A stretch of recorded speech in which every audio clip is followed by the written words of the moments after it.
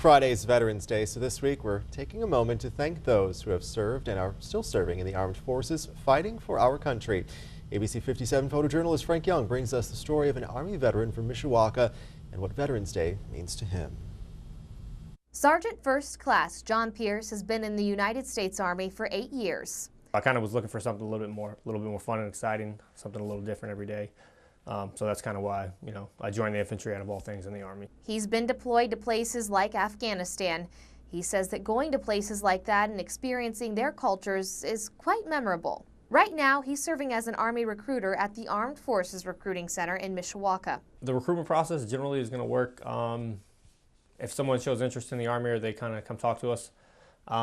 Basically, we got to go through a list of qualifications first. A lot of people are confused. They think when they come talk to us that we're going to automatically enlist them in the Army. It's not necessarily the case. They have to go through a whole process down in Indianapolis. So we're only like the first step. We're kind of the gateway.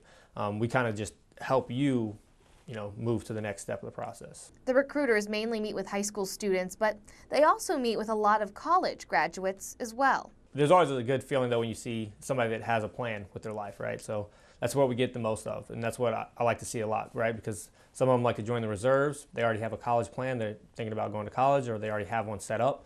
And then they're just, they kind of join the reserves because they want to serve and then, get some additional benefits or help pay for college when they go through it. Pierce prefers to be out in the field doing infantry work, but he also enjoys meeting future potential soldiers of America.